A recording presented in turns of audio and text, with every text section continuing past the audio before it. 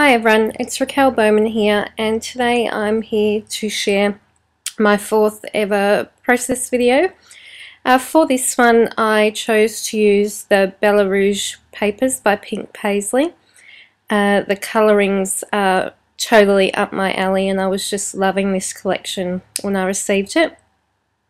What I have is I have the 6x6 paper pad, the ephemera packet and the chipboard stickers, and I found that those chipboard stickers were really helped me with the design of this layout. I chose to be inspired by those and how they were sitting in the packet, and as soon as I saw them I knew that I wanted to create a grid style layout.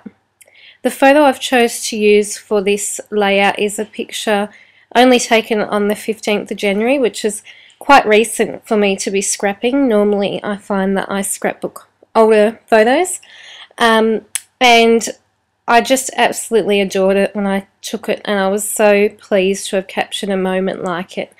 I find that my little one, he is 6 months today.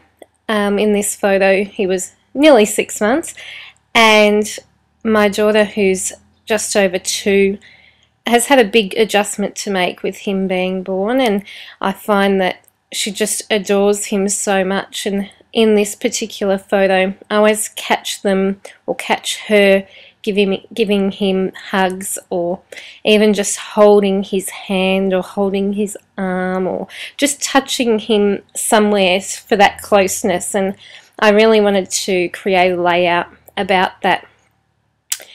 From other items in my stash is just a doily, and basically what I had done was, before filming this video I'd sort of laid things out and thought, oh well, I could really probably make a process video from this, seeing as though I had some quiet time at the house, and I'd sort of, as you saw from the start, had that grid design there. But what I found was that the stickers in the chipboard pack already had some of the pieces in the middle. For example, the white with the black at the top frame where the love heart is in the bottom right corner, it was already sort of like that in the pack, and all I've done is, as you can see there, just cut it out from the backing sheet and placed it on my layout. So I'd sort of played around with the positioning while it was still stuck onto the packaging.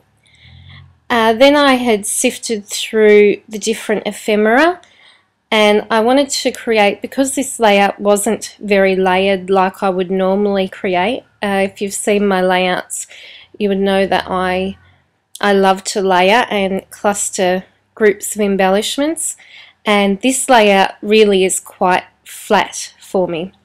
So I found I wanted to add that little bit of dimension, so you can see there with that flower ephemera that I popped up part of it on with foam dots, and I also bend up the edges of some of them just to add a little bit of dimension.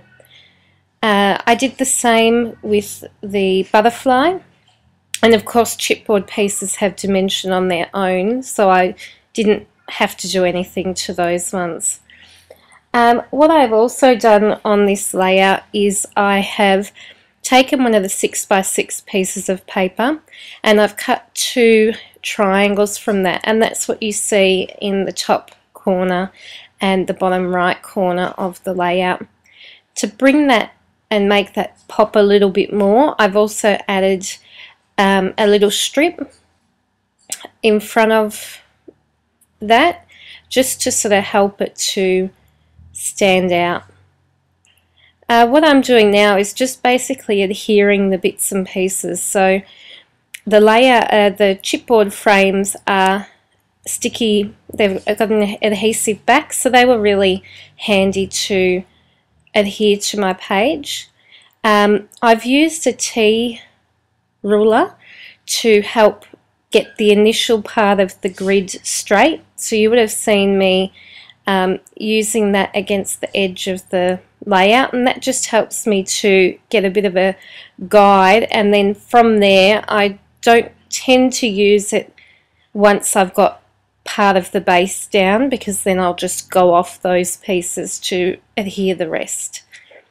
What I'm doing there is I punched out, I love vellum, and I just wanted something, so this layout's quite, I feel like it's quite light and beautiful. I love adding vellum to pages like that. So I punched out with my Martha Stewart punch some butterflies, and I'm just showing you now some of the dimension that adds to the page, but it's a very subtle bit of dimension and an embellishment that's quite subtle.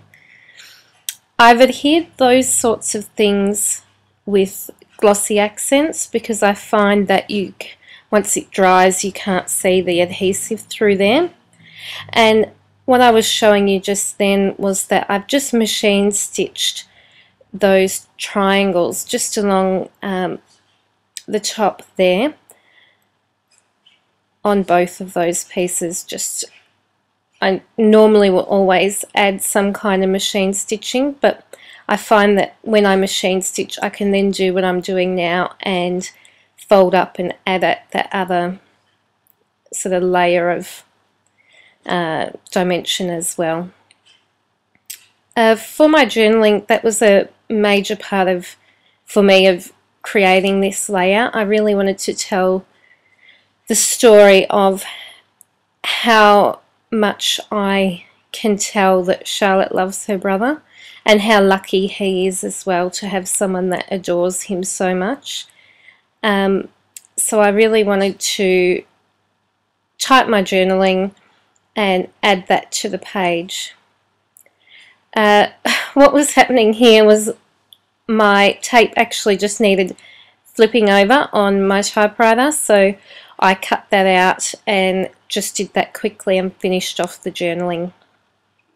I normally will just type onto some scrap cardstock that I might have either used for matting or used for something else, as long as it's white. So that's what I had done there. You could see some other sort of die cut shapes taken out of that and that sort of thing. And here I'm just cutting out my journaling, and really for me it was trying to figure out the placement, because I didn't want to take away from the design of the page. I wanted to be able to add to it without off balancing it, which I was really sort of conscious of, trying to make it stay that nice clean design that I had in my mind.